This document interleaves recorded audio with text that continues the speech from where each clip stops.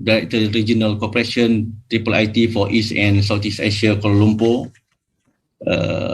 The program organizer also the Honorable Ustaz Farid Hussein, respected Professor Dr. Muhammad Fauzan, Director IIIT for East and Southeast Asia, Kuala Lumpur, and also Professor Dr. Muhammad Aslam Hanif, the Director of Academic Development Division IIIT for East and Southeast Asia, Kuala Lumpur. Our guests, honorable speakers, respected speakers, brothers and sisters. First of all, I would like to welcome all guests to this session 3. The theme or title of this session, as mentioned by Professor Datuk Jamil just now, is Managing Human Resources, Attracting and Retaining Quality Human Resources. As mentioned also by Prof. Datuk Jamil just now, we have 3 speakers for this session to share their views, knowledge and experiences. And by looking to their long CVs, we believe that they have a lot of experience and knowledge about the topic to be discussed. The first speaker is Professor DAWOOD ABDULMALEK YAHYA AL-HIDABI. Now, currently, he is a special assistant to Deputy Rector, Office of the Deputy Rector, IIUM, former President of USTY Yaman since 1994 to 2007. The second speaker is Professor Dr.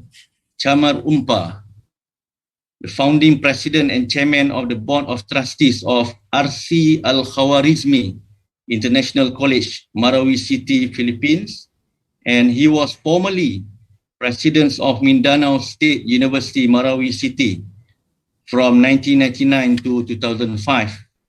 And the third speaker, inshallah, the Professor Dr. ASNAWIL RONSING, Vice President and member of the Board of Trustees, Al-Khwarizmi International College, Philippines, and also former Professor and Dean, King Faisal Center for Islamic, Arabic and ASEAN Studies, Mindanao State University, Marawi City, Philippines. Brothers and sisters and our respected speakers, scholars and guests, before we proceed with first speaker, let me put a remark that relates to session 2, chaired by Professor Datuk Dr. Inayah, which is Managing Finance of Private Educational Institutions. Finance or funding is not everything, but it is a major important part in managing universities or colleges. Enough and sufficient funding is important to ensure the development of sustainable private Islamic educational institutions. But most of private universities depend on student fees. Private, I'm talking about private universities, to finance their operations in terms of salary and wages. So Waqaf is now becoming back an important instrument for Islamic private universities beside zakah, sadaqah jariyah, etc. So it is recording in progress. It's very challenging for Islamic private universities to survive and sustain, and even to attract and retain quality human resources. So therefore, this session is very important to hear from our respected speakers to share their views, knowledge and experiences on the effective management of human resources at private Islamic universities and how to achieve the goal towards making the Islamic institution to be the world-class universities in line with Islamic values and principles. And without further delay, I would like to invite the first speaker, Professor DAWOOD, to deliver his speech. Thank you, Prof. Muhammad Abdul Hamid, and also thanks for Prof. Dr. Jamil for inviting me. Thanks for everybody in the office of IIIT and brothers and sisters everywhere in the world. Assalamu alaikum wa rahmatullahi wa barakatuh.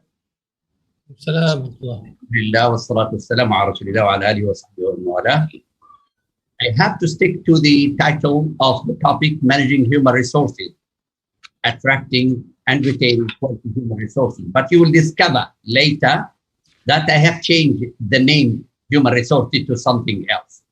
But that's based on my own reading of Quran and Sunnah and other resources. However, the outline will go out first. I will be talking about the human resources concept from the Western point of view. Then I will talk about the Islamic concept of treating and managing insan, that the word and the concept I'm adopting. Then what are Muslim education institutions for an Islamic perspective, that is universities or any education institution. Then I'll be talking about some of the implications for insan management in Muslim education institution, regardless whether it is private or not private. Then I will be talking about the insan needs model, which is not against, but different from Maslow hierarchy of needs, which been adopted by many organizations to fulfill the needs of their own human resources. Then I will be talking about, or I have developed another model for insan management in any Muslim education institution. And finally, for the importance of leadership in Muslim education institution, I have developed another model for the educational leader model. First, different names used by different organizations in the world for the word or the concept or the name manpower, staff, talent, forces, human resources, human capital, workforce, workers, employees, different names. But we don't find, by the way, in other departments like marketing, finance, materials, and other assets, they don't normally change. Only this terminology is changing. Why? Private sector has a significant role in proposing names and connotation of this concept.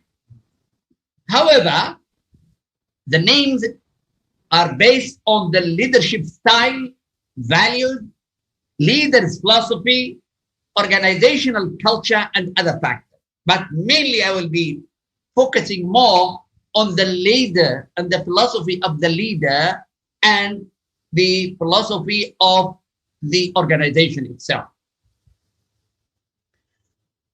Human resources in the West look at employees like other assets. They call it resources. So it is an asset, such as finance and material. Human resources perceived from an economic perspective, materialistic perspective. But this cannot be accepted by Muslims because we perceive insan, that is human resources, insan, is concept from body, mind, and part of Allah's spirit, the soul. So insan has other needs. We cannot equate insan with human resources at all because the needs are different. And the theory of needs are the most important part in managing human resources. So in any organizational chart, we can see marketing, human resources, finance, the same level. And they never change across time.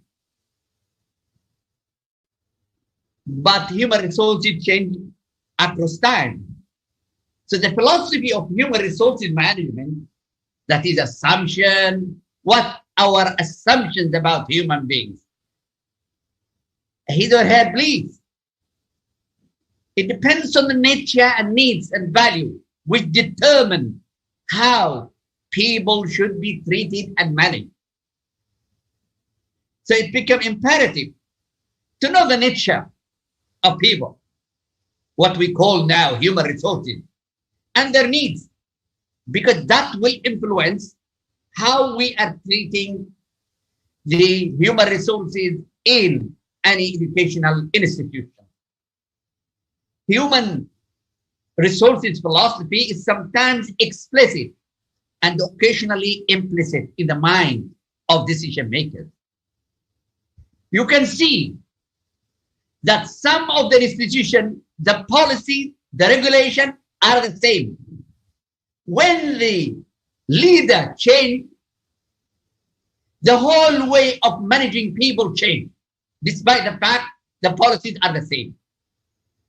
And that will show us the importance of leadership in deciding how to treat and manage human resources or people.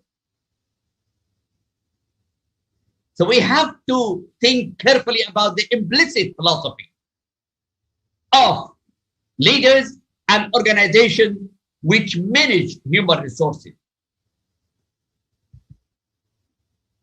There are in the West three approaches and conceptualization about treating people. What they call commodity approach, machine approach, and humanistic approach. The commodity concept, the person is treated like a commodity who can be bought or sold at a price.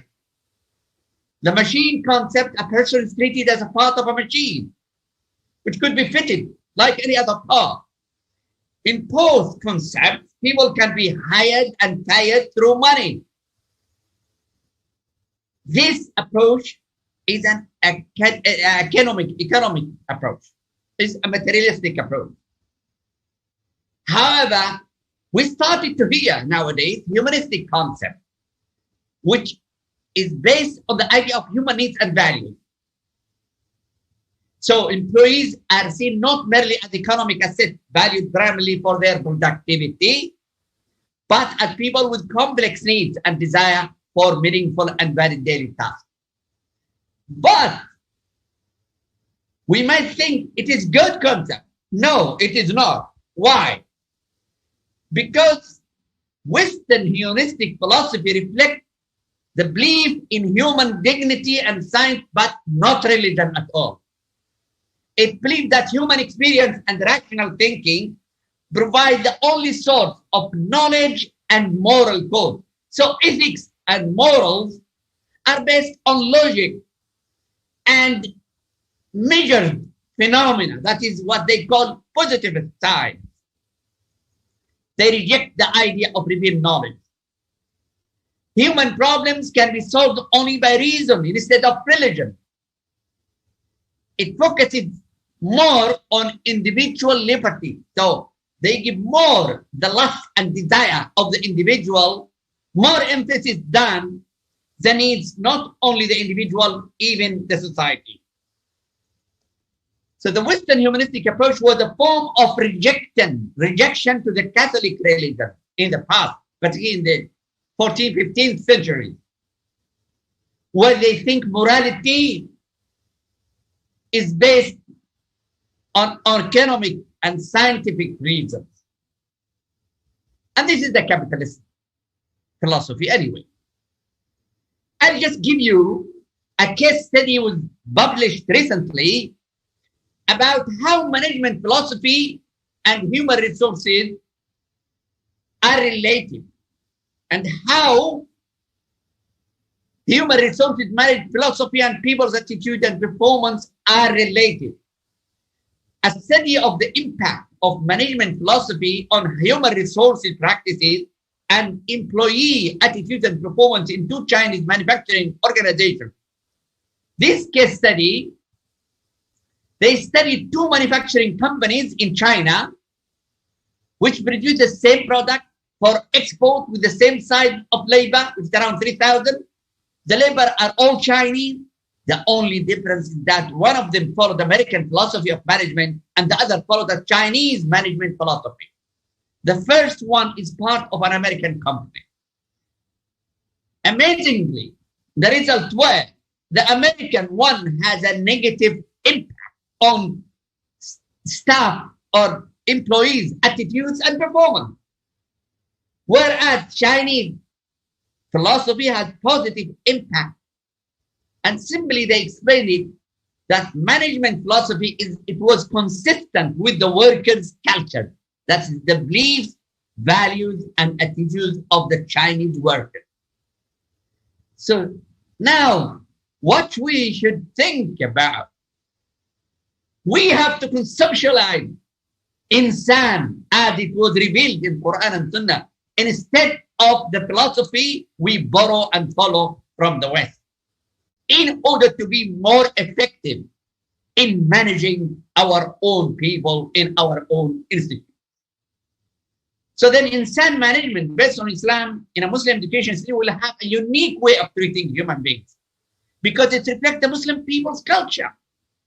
That we expect that people's needs outlined in Islam will be fulfilled and consequently will lead to a more effective well-being and performance as well.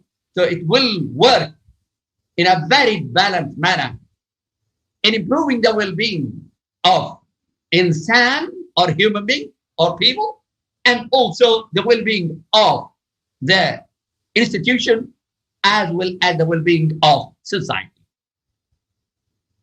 So based on understanding Quran Sunnah, insan has a special status among all creatures. It's not an economic being. It's not a materialistic being. Insan is created as a social human being. Insan from uns, from coming closer with whom he is interacting with. He trusts and feels a brotherly and sisterly environment should be conducive to such kind of teams work together. Allah honored the insan with the mind and senses in order to be able to think creatively and innovatively, to reason, to justify, to learn, to distinguish between what is beneficial and harmful. So the way we conceptualize insan is different. Insan was created in the best manner, from clay and soul, from material and spiritual component. But also for that purpose, he or she will be accountable for Allah in the hereafter. Allah has given the trust or the amana to human beings to be the Khalifa or the leader, to lead and to develop this life or i'mal, and to be successful and happy in dunya and akhirah. That kind of conceptualization we have to cultivate and manage our own people accordingly. For that purpose, Allah created everything in heaven and earth for serving insan. Insan is dignified and honored to be the leader of all creatures. However, Allah did not without guidance. He created him, he knows him. He knows what is good and bad. He gave him the free will to make his or her own decision. Yet, the mind might be misled. That's why he revealed the messages and missions to guide the decision-making process of human beings. The concept of insan as such has several dimensions. When we say insan, it has a lot of meaning. There is an emotional, there is a social, there is an ethical and practical dimension of the concept insan. That insan has to be treated on the basis of all these connotations and components. As we know that angels were asked to prostrate for created human. So he is the best, but when he is guided by guidance. So educational institutions have to be very clear how to facilitate and support their own insan and the institution to be guided by Allah subhanahu wa ta'ala, so that their work will be very effective and they will improve not only the institution but also the society they are living in.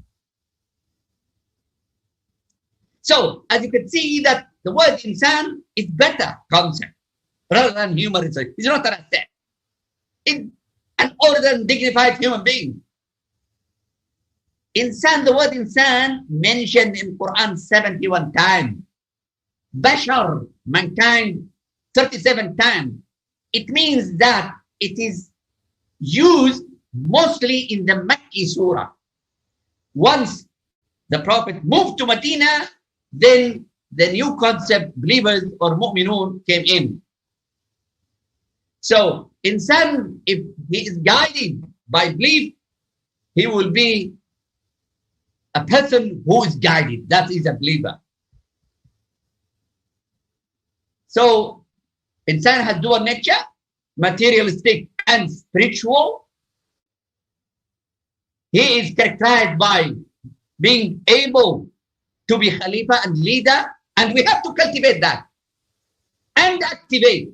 Cultivate and activate the leadership, the ability to think, to reason, to learn, to develop life, to construct life, that is i'mal, to change and transform himself, his family, his community, and humanity. Allah had commanded him to struggle to achieve goals and aspirations and to serve others. Also, Allah subhanahu wa ta'ala created in his nature, in the insan nature, some negative characteristics. That's why guidance coming in, so that insan will be able to overcome such kind of negative. What are these negative aspects or characteristics or features? Things like being in a hurry all the time, pessimism, weakness, stinginess, jealousy, unsatisfaction, forgetfulness, following his or her lust and desire at the expense of others, tend to argue, do injustice, ignorance, thinking of being eternal, easy to be misled, and others stated in the Quran. So the leadership and the management of Muslim education institution should understand this kind of negative characteristic and help their human resources, their own people, their insan, to overcome this kind of things, to improve their performance. So by understanding the true nature, what are the good side or the bad side of insan, that should be understood by the management of any educational institution to be able to manage effectively. Without understanding this kind of nature, they will lose the track. Unfortunately, we are reading the books in the West about human resources and we think that we can be successful. They conceptualize human beings differently, brothers and sisters. We have to go back and understand the concept from Quran and Sunnah. So the implication here is that education institutions have to create a social, because insan, from being close to others, so there is a social dimension. So we have to, form teams of work, not individual. We have to appraise the work of insan individually and collectively, because this corresponds to the nature of insan. So we have to generate and create a social, positive, constructive environment for insan to work more effectively, so that we manage things in consistence with the belief and the values of Muslim insan. Even, I'm not going to talk in details about this. Quran had revealed one whole chapter called Al-Insan, Suratul Insan. And it discusses 5 themes. Today is not the day of tafsir, but I would like to draw your attention to these key themes for all managers and leaders of any organization to understand the nature of insan from this surah, in addition to the word concept mentioned all through the Quran as well. So I'm going to move on because the time is very short. I cannot dwell on this. Just to refer that we have something to refer to in Al-Quran to be able to manage and to treat and to deal with people inconsistent with what Allah has created insan for. Because our management should be based on the creation of Allah subhanahu wa ta'ala. أَلَا لَهُ الْخَلْقُ وَالْأَمْرُ. Creation belongs to Allah and commandment belongs to Him as well. So we have to be consistent with Allah's creation and commandment to be able to cultivate and activate, I said, activate the work of insan based on the true nature of the concept. Here, again, this is the positive quality, ability to learn, being Khalifa, being able to innovate and develop and construct life. And Allah had given the insan with the intellectual power and sensing to be able to do that. Also, Allah subhanahu wa ta'ala had given and granted insan with the ability to exert effort to generate wealth, to contribute to the well-being of his family, community, and humanity. Allah had given him the ability to resist lust and desire through struggling in purifying the self, tazkiyah. And the universities and educational institutions should help our own people, insan, in their own society, organization, to purify, to improve the tazkiyah. The more closer to Allah they are, the better work and quality of work they will conduct in their own work. So the main connection is to be the servant of Allah subhanahu wa ta'ala instead of serving the organization as the Western put emphasis on it. That insan has self-approaching, self-blaming, the three types of self. What is the role of education institution in helping insan in their own organization to develop the self-blaming soul and also the self or the soul at peace, al-mutma'inna, al-nafs al-lawama and the nafs al-mutma'inna. We have to help to improve these two types so that we facilitate the purification or tazkiyah of insan or people in our own institutions. So we have to cultivate members, the last two types of soul or self. Muslim education institutions have recognized that caring for insan is caring for achieving the objective of the institution. However, there are some specific needs for male and female. I am not going to dwell on that. But Islam also have given men and women sometimes certain specific needs we have to attend to. Now, also, we have to know why these Muslim education institutions for, what they are created and established for. I think the concept of a university or a concept of education institution, we have to have and to be aware of, because it reflects the philosophy and the culture we have, the belief system we have. From my own point of view, from an Islamic perspective, the institution should generate knowledge and prepare Khalifa or leaders for humanity and shoulder the amana, the responsibility towards humanity, and also to deliver benefits or to have an impact on their own society and ummah and humanity at large. That kind of understanding about the role of educational institution is very important in order to be able to manage effectively insan, or what we call human resources.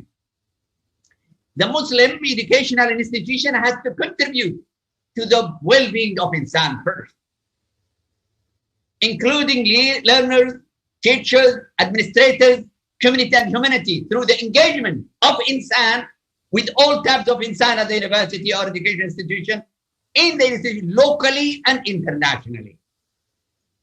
So partnership and networking is very important from an Islamic point of view.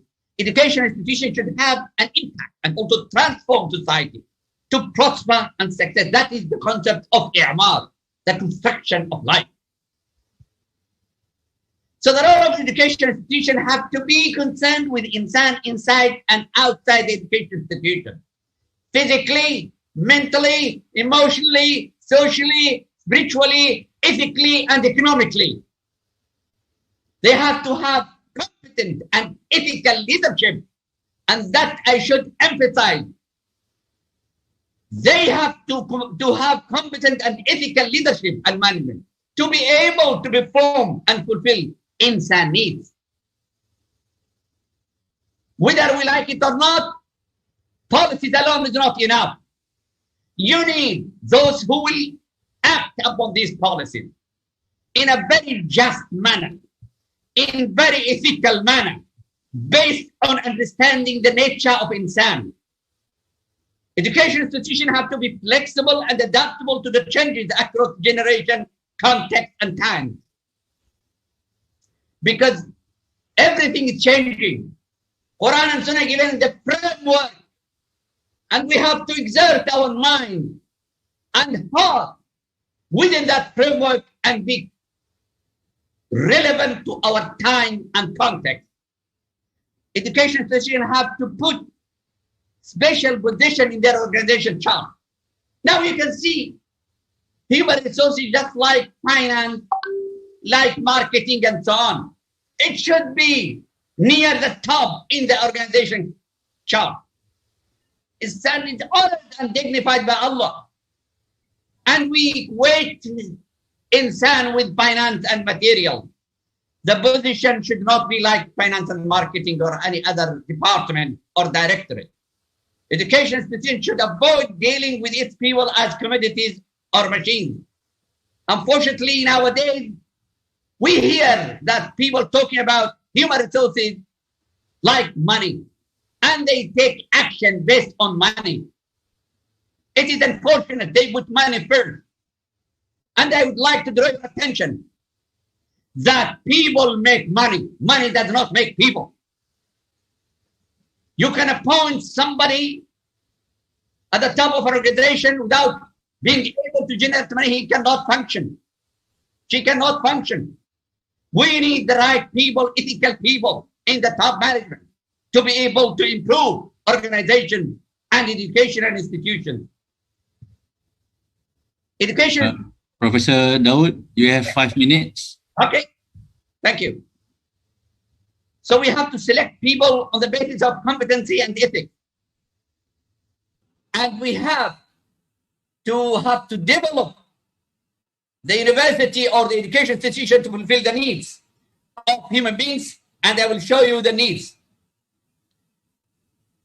And they have to be, the leadership should be leading example for their own people at the education institution. They have to focus on actions and results. They have to cultivate more self-evaluation and intrinsic motivation based on iman and incentive system.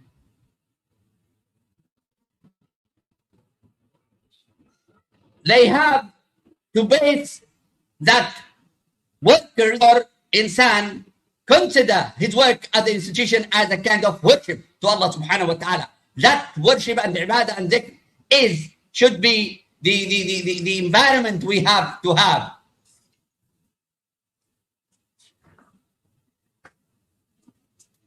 They have to, the management should focus more on the needs regarding the family and also other comprehensive needs. And the management should be part and parcel of all insan or people in the institution. Okay, let me move on very quickly so that I can finish. That's the model I'm proposing for Muslim education institution and insan management. We start with insan selection, which is the most crucial part of it. Insan selection, whether the leaders or the guards, from the leaders to lecturers to administrators to supporting staff. We have to have competence and ethical commitment. And this comes as a result of education and training, experience, previous experience, and socialization at home. And in Muslim education institution, we have to have effective system, whether effective system for academic, for finance, for administration, what have you. And then we have to look for the insan and family well-being. Focus on insan and their families' well-being. And at the end, the benefit, the impact is effective performance for the organization, community well-being, and humanity well-being. In the middle one, the Muslim education institution policies and procedure, leadership, management, philosophy, and system affect the processes. And here, in the impact or the benefit, the society culture, government laws, local labor organization, politics, and society will affect as well. Taking into account all these factors which affect the success of the organization. And this is the needs. All management at education institutions should focus on insan needs, the spiritual and emotional needs, health, safety and safety needs, family and social needs, intellectual needs, and economical needs. All these five is based on maqasid. I tried to translate it to the context of educational institution. So we have to look at all these needs in a very balanced and integrated way. And finally, why I'm saying and focusing on the leadership, Muslim education leaders model, because on the basis of that, the educational institution will make or break. They have to have heart, good heart, because qalb is the most important thing in Islam. And qalb here, it focuses on iman, ibadah, and emotion. And then he had to be problem solver, critical thinker, and so on. And then he had to be committed to ethics. Committed to the ethics, transparency, justice, equality of opportunity, and so on.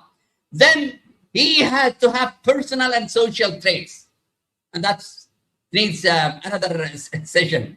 And also he should be competent in professional competencies in management and leadership. And also he had to produce results for human beings in the organization and their families, for the community, for the society, and also for humanity. Thank you. Jazakumullah khair, Mr. Chairman. Assalamu alaikum wa rahmatullahi wa barakatuh.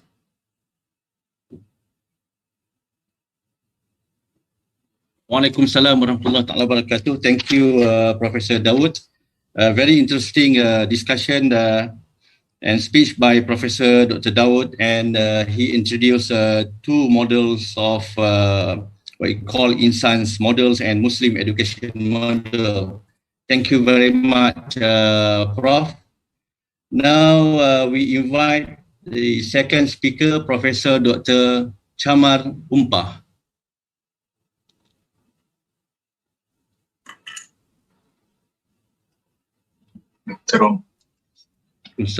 Professor. أعوذ بالله من الشيطان الرجيم. بسم الله الرحمن الرحيم. الحمد لله رب العالمين والصلاة والسلام على سيدنا محمد وعلى آله وأصحابه أجمعين وبعد. Our greetings goes to Professor Dr. Omar Hassan Kasoli, the Secretary General at the IIIT, Professor Emeritus Datu Wera Dr. Jamil Usman, Advisor and Director, International Institute of Islamic Thought, Professor Dr. Fauzan Nordain, the Regional Director of the IIIT, Shehran Kasim, Deputy Coordinator of the IIIT program, respective country representatives of the IIIT, speakers, participants, friends, ladies and gentlemen, Assalamualaikum warahmatullahi ta'ala wabarakatuh. I would like to explain first that the one invited to deliver a lecture on attracting and retaining quality human resources.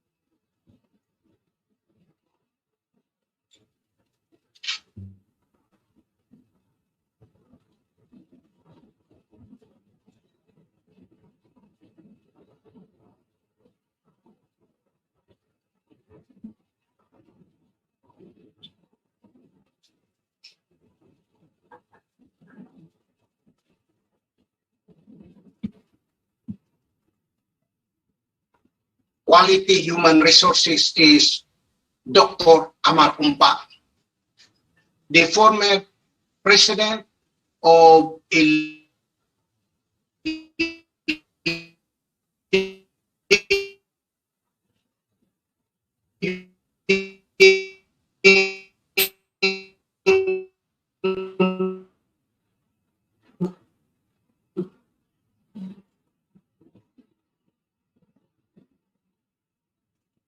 government university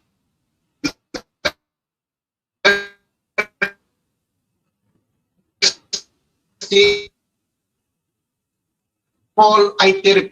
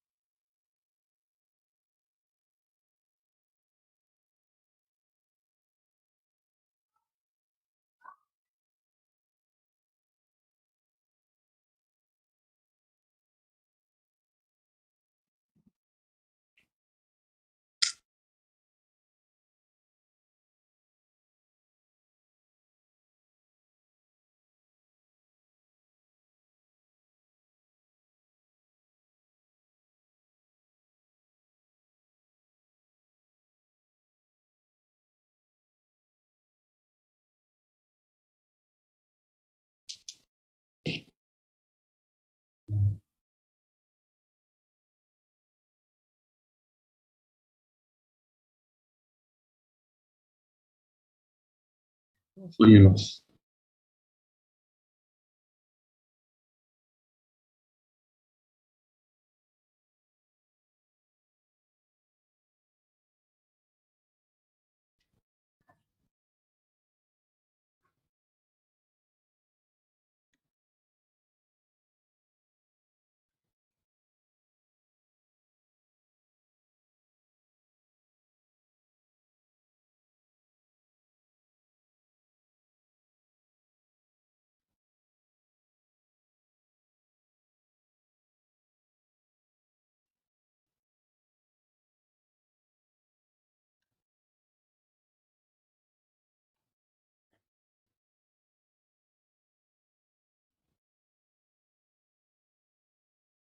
Professor Dr. Kamar.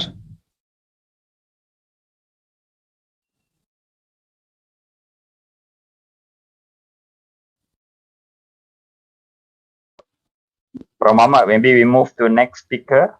Okay. Thank you.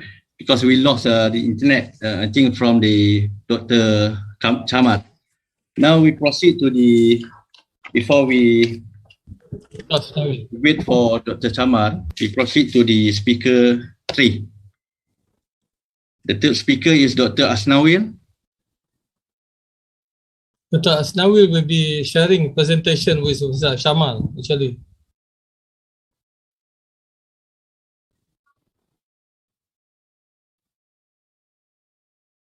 The connection in southern Philippines. I think in southern Philippines. Okay, Prof. Prof. Dr. Dawood, can you proceed with the Muslim, I think on the Muslim education leadership model just now? Okay. You can further discuss on that model. This one? Yes. Well, as I said, we have to give more attention to the recruitment of leaders, Muslim leaders. You know, in the hadith, in one of the hadith of the Prophet sallallahu alaihi wasallam, he mentioned that sometimes you cannot get in 100 camel, just one, you can get one only camel which is suitable for carrying things and using it for travel. It means the leaders could be less than 1% of the society. So we have to be very careful in the recruitment of management, particularly the top management of any education or organization, because their philosophy, their decision affect the whole organization. From my own experience in the last 40 years, I found that when you focus on this leadership and you select the right for the right position, then you can assure and ensure that you will have very effective organization, very fruitful one. You can see many businesses flourish, many educational flourish and develop. And if you trace it, you will find this. I'll just give you an example. Why people are thinking about governance nowadays. Governance came to us from the West, particularly from America, because of corruption of leaders, cheating of leaders, either in the board of directors or the board of trustees or the executive directors. So many,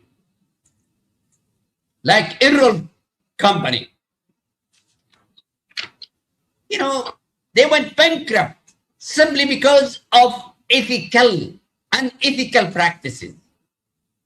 That's why Allah subhanahu wa ta'ala will say, Inna khayra, the best you can recruit, the best you can hire, Al-Qawi, the most competent, Al-Amin, the most trustworthy. So competency and trustworthiness are very important, broad criteria or standards for selecting the leaders. And you can pinpoint wherever you are.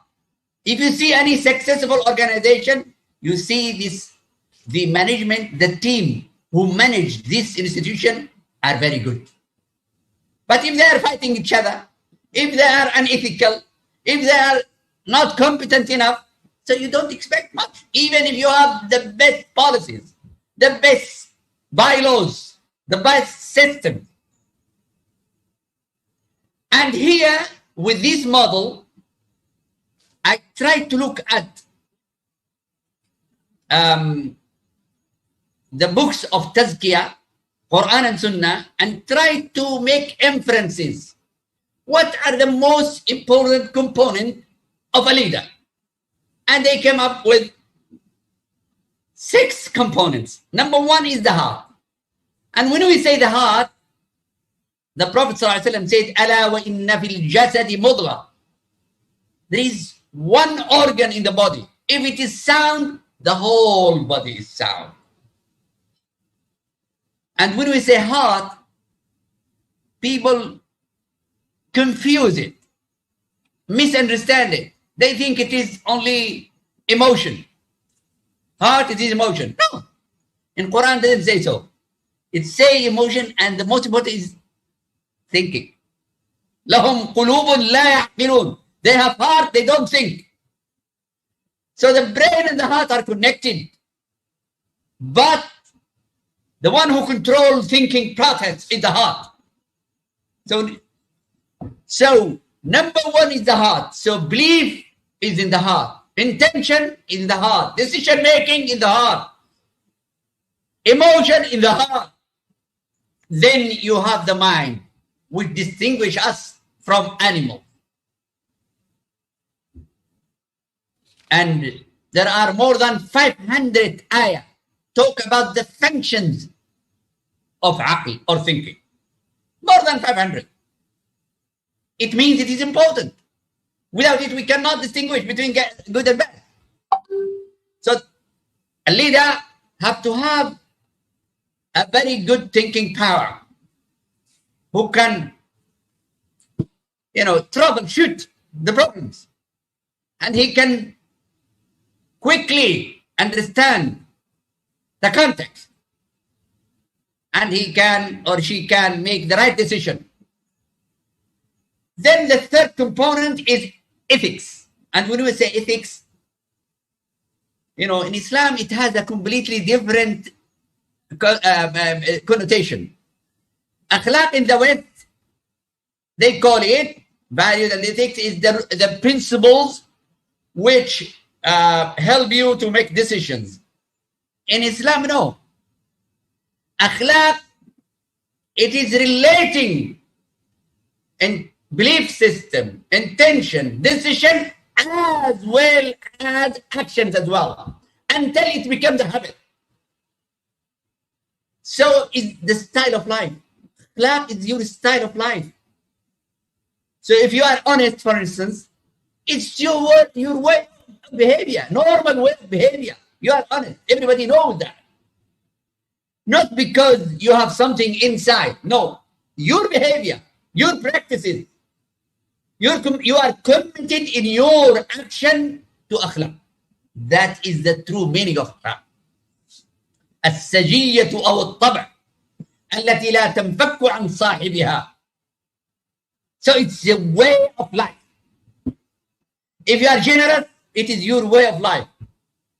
If you are honest, if you are just and fair, it is your way of life. Everybody say, this man, this woman, very fair. That is what we are looking for a leader. So we are looking for ethical leader. Ethical leader. Then, when we talk about personal and social traits, now, because the personal is attached to a person and manifested in social traits. So, for instance, if you have persuasion skill, if you have negotiation skills,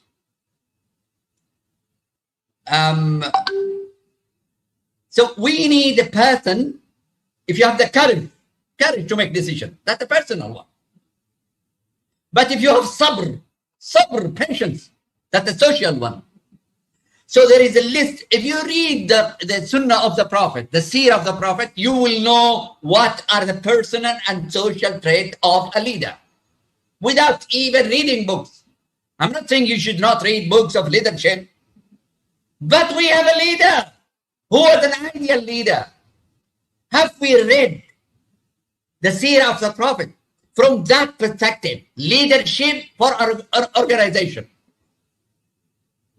That's why the companion of the Prophet, they used to say, we used to read only 10 verses until we know the knowledge and we are sure that we have acting upon them in practice.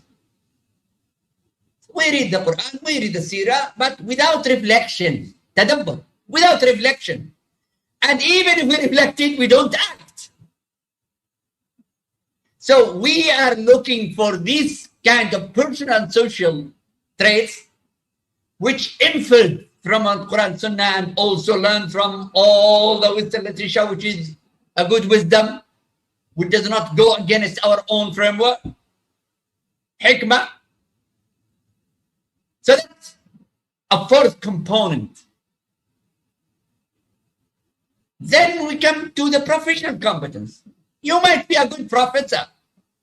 You might be a good professor in your subject, a good researcher, but you're not a good manager.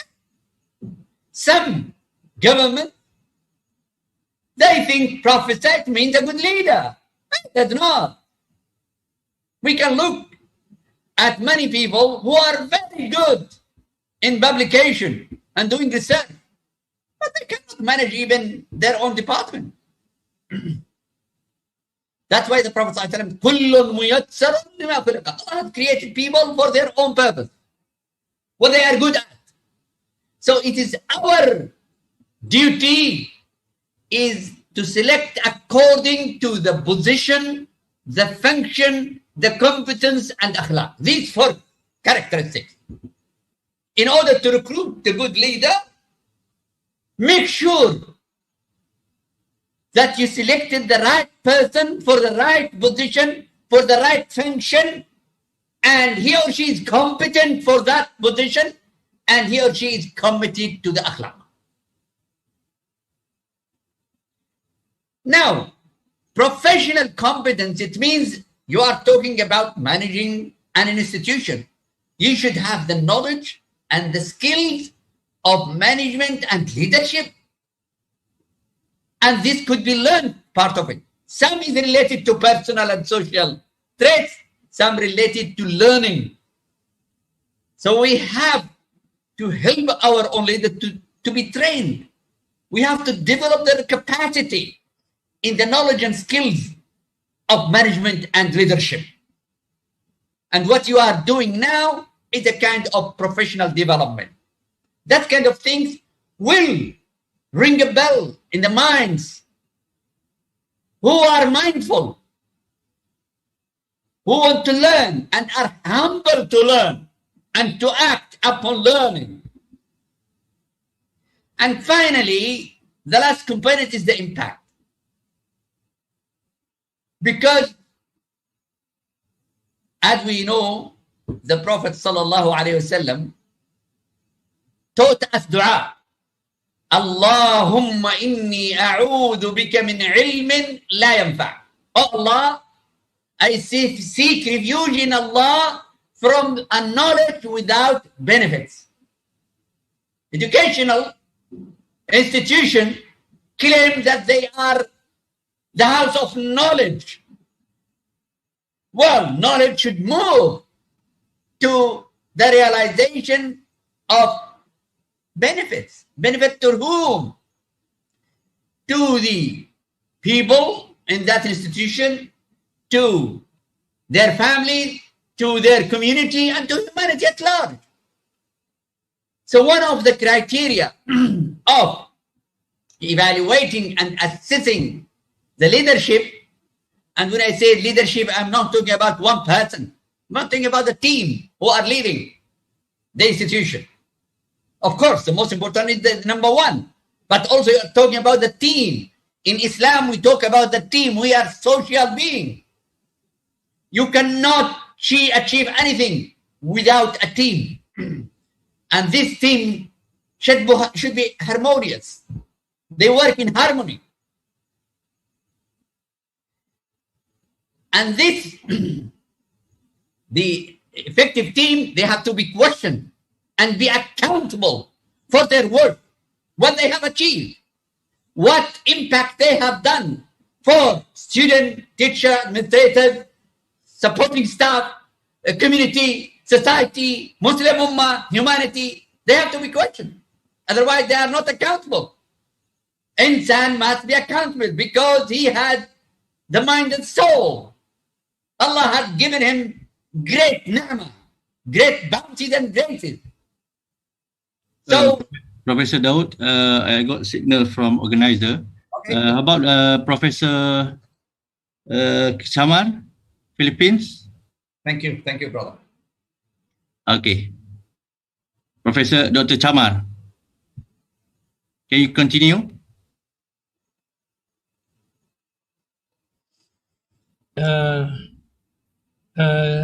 Shazwan will be sharing because the connections there very bad in Philippines. It is a lockdown. See. Shazwan, tolong share. Please share the slide of the ASNAWIL. I just sent to you on WhatsApp. Please share. I think he managed to come in. Assalamualaikum, Professor ASNAWIL. Assalamualaikum. May I continue? Somebody, he's sharing. Okay. Professor CAMAR. Yeah. Can continue. Okay, proceed, Dr. CAMAR. Dr. ASNAWIL. Okay. Oh, Dr. ASNAWIL. Thank you. This is how serious is our problem in southern Philippines. When the strong wind passed by, our internet is also it lost our connection in internet. So this webinar workshop is timely because the ongoing COVID-19 world pandemic threatens to annihilate private Islamic educational institutions, including those previously considered to be stable and resilient with financial ruin. The topic assigned to us, attracting and retaining high-quality human resources, is appropriate because the survival and prosperity of our educational institutions largely depend on the quality of our employees, particularly in the faculty force. Dr. CAMAR UMPA and Dr. ASNAWIL RONSING presided over some aspects of both the past successful efforts by Mindanao State University and abundantly financed multi-campus state university to acquire a very strong faculty force, and the struggle of RC-AKICFI International College, financially strapped private Muslim-owned educational institution, to survive a financial crisis and the threat, the COVID-19 world pandemic. Dr. UMPA was a former president of the MSU system in Marawi City, and earlier he was a chancellor of the MSU Iligan Institute of Technology in Iligan City. Both MSU Marawi and MSU IIIT in Iligan City under Dr. UMPA embarked on massive faculty development programs which resulted in great academic benefits to both campuses. Dr. RONSING was a former director of human resources management. Next slide. Next slide. Okay. Please, next slide, please. Sirani po ano? Okay. Next. Okay, next slide. Dr. RONSING was a former director of human resources management and development of MSU Marawi City and a dean of the MSU King Faisal Center for Islamic, Arabic, and Asian Studies. They vigorously participated in the university's massive faculty development effort. But Dr. UMPA as president and Dr. RONSING as vice president for academic affairs are now challenged to make RC-AKIC a private Muslim-owned educational institution not only to survive but also prosper in the face of the financial threat posed by the ongoing COVID-19 world pandemic. Both MISU IIT in Iligan City and MISU in Marawi City. Next slide. During the time of UMPA and Dr. RONSING massively recruited honor graduates in various academic disciplines to serve as instructors in the different departments of the two campuses of the university.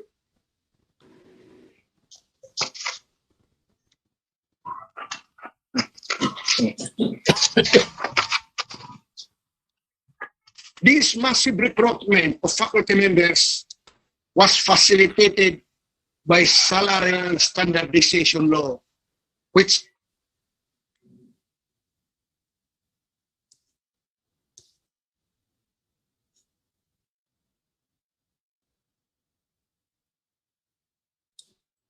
You can turn off your video, Dr. Ronsing. Again. I think you can turn off your video. You can get the effective presentation. Is it possible?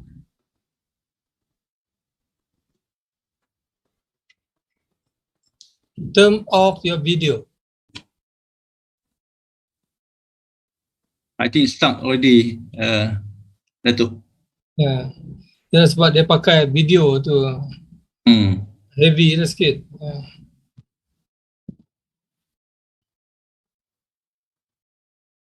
So we have 20 minutes more. Can we back to Professor Dr. Dawood, I think. So I open the from the floor to ask the questions. We have only 15 minutes now from now. Graduate degrees, even without being required first to teach. Okay. The MISU faculty force, including the new recruits, was given various incentives designed Next time. to make them stay. Next slide. Please, next slide, please. Kenapa tak sikit control? Dito. Sikit lang. Okay. Next slide, please.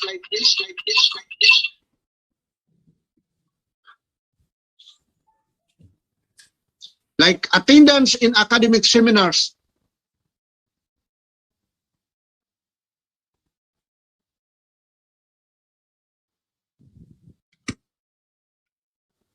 Professor ASNAWIL, you can turn off your video. I think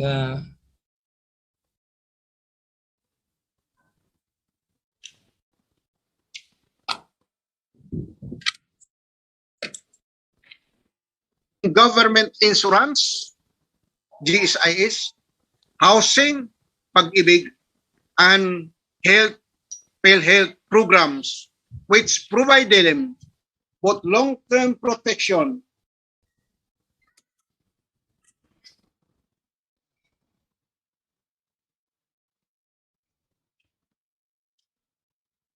Unmute.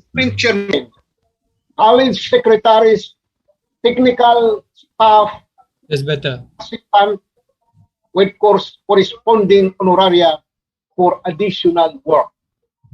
This exposure provided them Next the slide. preparation to become deans of colleges, directors of offices, vice president, and even president. Another way of securing the young faculty members' cooperation was to involve them in the periodic discussion of the university's institutional vision, missions, goals, and objectives to provide them a sense of appreciation and co-ownership of the same. It is appropriate to note that at this point, the MISU was able to recruit a massive number of qualified young faculty members, train and develop them, pay them attractive salaries, provide them various incentives, and retain them in the service because MISU is a well-funded state university. The case of RC-AKIC, a Muslim-owned and Islamic-oriented private educational institution, and currently headed by Dr. UMPA, Dr. RONSING, and Professor Omar Khalid, is entirely different story. The RC-AKIC does not receive any financial support from the government. Neither does it receive any donation from rich local or foreign donors. Next slide. Since its founding in 2008, the RC-AKIC has been dependent on two main sources of funding.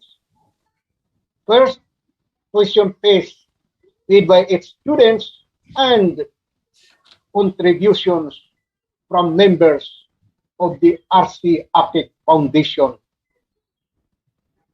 During a good year, 2016-2017, the total revenue amounted to 62.1 plus million, which was reduced to only 37.9 million pesos in 2020-2021. Next slide, please. Next slide. When quarantines and lockdowns due to COVID-19 world pandemic forced the RC-AKIC to abandon face-to-face classes and lost more than half of its enrollees and revenues. The RC-AKIC's only other revenue comes from the contribution of RC-AKIC Foundation members, which amounted to 96,602,587.9 in May 2020.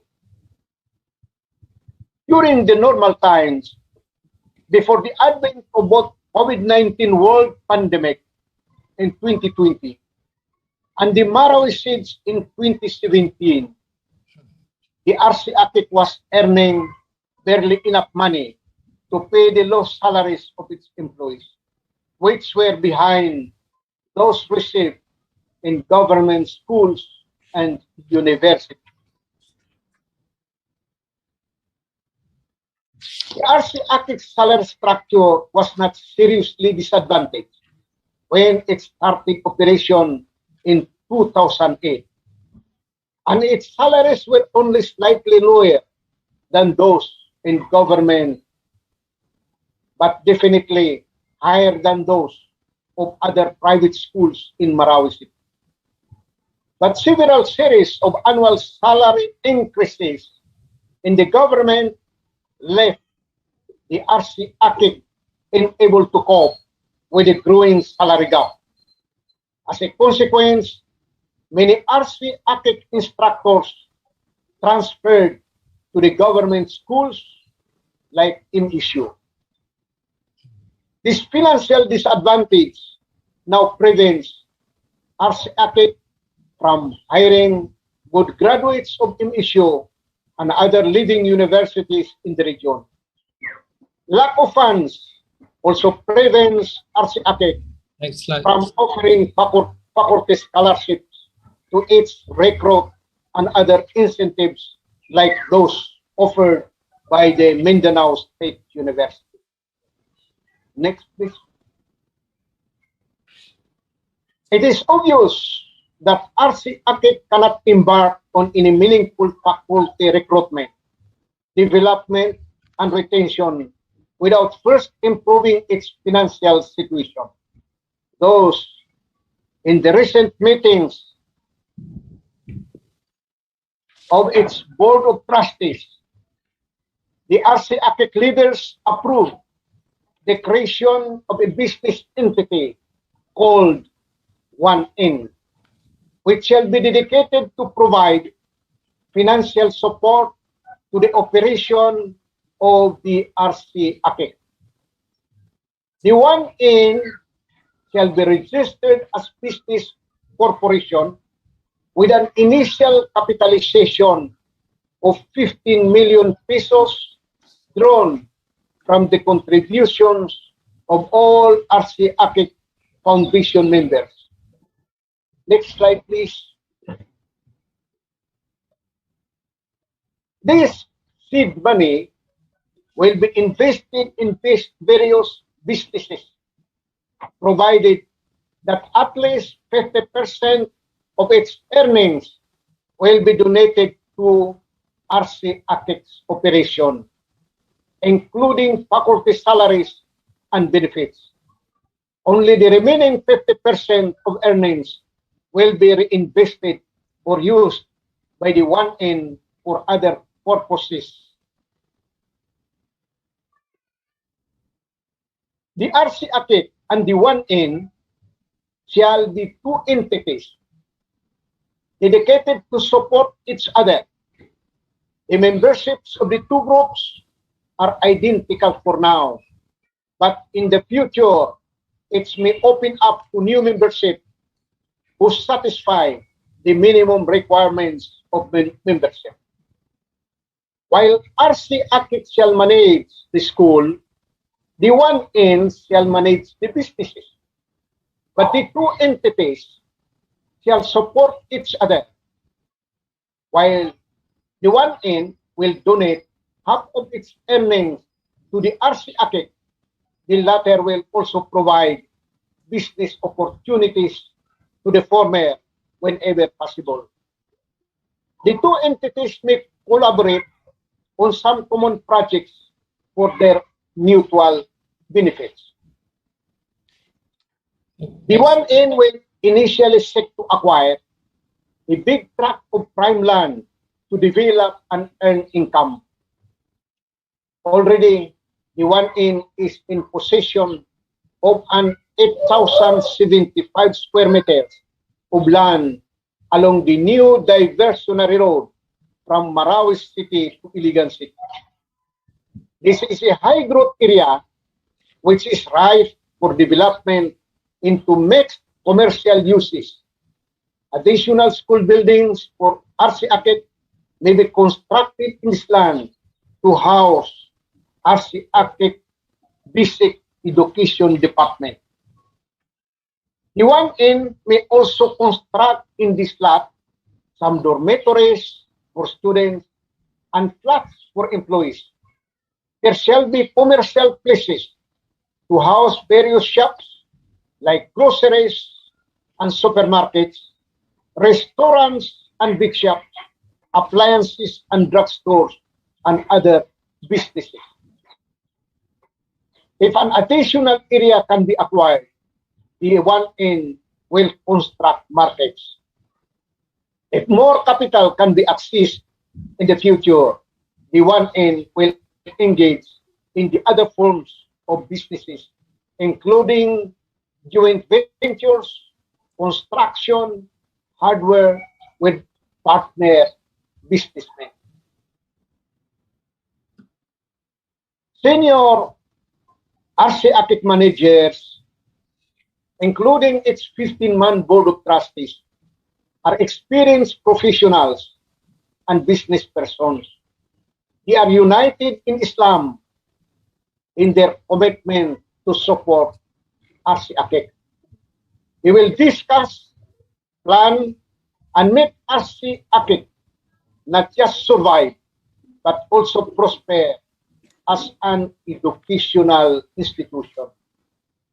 They are certain that RC-AKIC Islamic orientation will shine the paths of young Muslim students who walk the rugged corridor of the practical university of life. In summary, we conclude that among the most important requisites for the sustainability of private Islamic educational institution is flowing. Next slide. In the absence of assured funding, school owners must engage in business activities which are profitable enough to support school operations because the school cannot rely alone on the fees received from the students. Reliance on the school fees will only condemn the school to mediocrity and ultimately closure.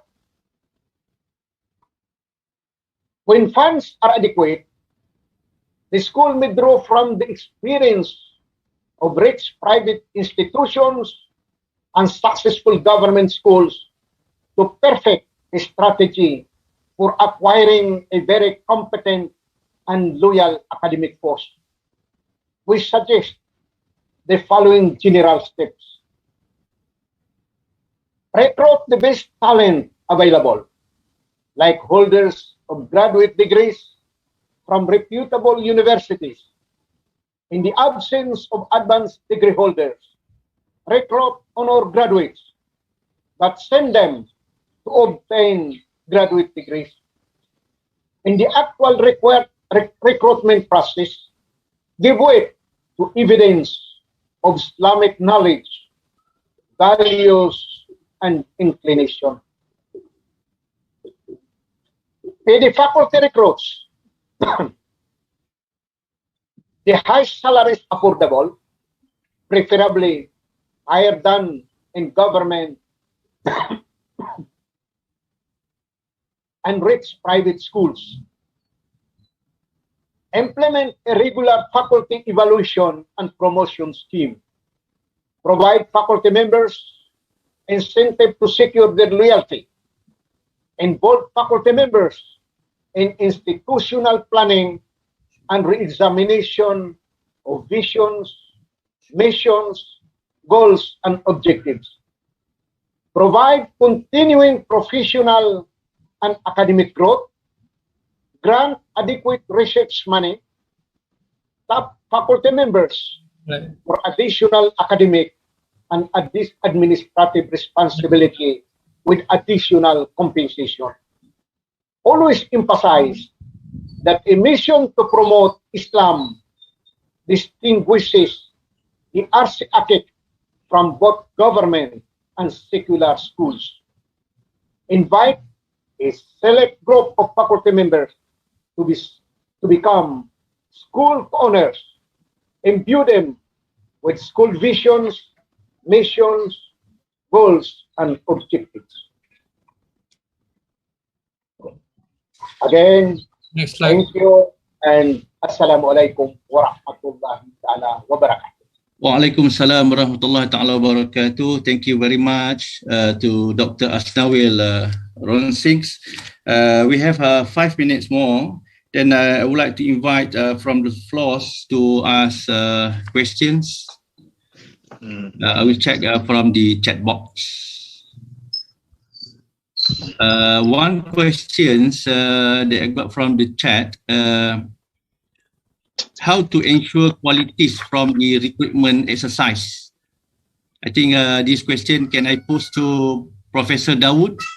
Sorry, can you repeat the question? How to ensure qualities from the recruitment exercise? Yes, I think you can relate it to your proposed model. okay. With regard to the recruitment, how to ensure the quality of these qualities, it is easy. You know, you cannot just by interviewing people, you have to know the track history and the people who know this kind of people.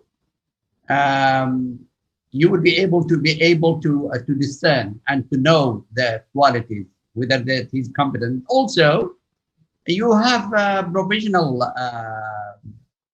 You have to offer provisional contract to ensure whether this person is qualified or not. Because what matter is the way he or she managed the education institution and also the outcomes he or she is bringing into the institution.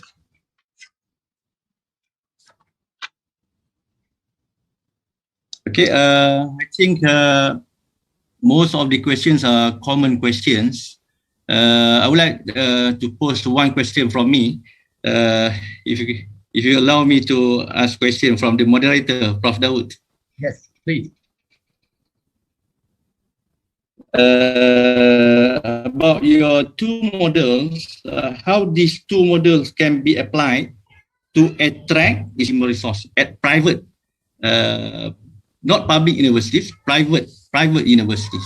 Well, to me, I was running a private university myself. So private is more flexible. The decision could be made very, very easy. I worked as a leader in one of the government universities, and I was a founding president of another one. Yeah. So within 15 years, just to give you an example, within 15 years, Prof. Dr. Jamil knows, within 15 years, I started a university with 128 students and end up with 21,000 students, 60 different programs, and 2,000 staff. And we were only 4 staff at the beginning. And within 15 years, 2,000 staff at the health facility and at the university facility or campus. So because we have a good team, that's number one, a very good team. We used to meet after Fajr prayer, brother. You have to have a passion, not only the competence, but the passion and the ethics for it. The team used to meet after Fajr to make a lot of decisions. And as the 8 o'clock approach, then we start making the decision with the staff.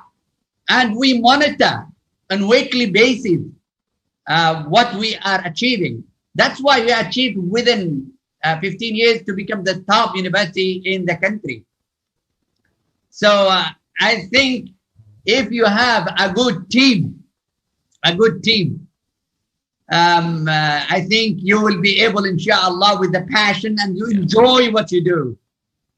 As Deming said, that's the father of quality, said, one of the qualities of successful people, they enjoy what they do. So you have to enjoy, but if you don't enjoy, you consider it a job for the salary, I cannot guarantee that. Okay. Thank you, Professor Dawood and Professor Dr. ASNAWIL from Philippines. The clock shows now we reach at 4 o'clock. And Prof. Dr. Jamil, with your blessing, I think I end this session and I pass it to you. Jazakallah khairan katsira. Assalamualaikum warahmatullahi ta'ala wabarakatuh. Salam. Thank you very much, Professor Muhammad Hamid, for chairing the sessions. And also thank you very much to my old friend, Professor Dr. Dawood Al-HIDABI. Thank you, bro. Yeah, because when I was establishing the medical faculty at University College Insania in Kedah,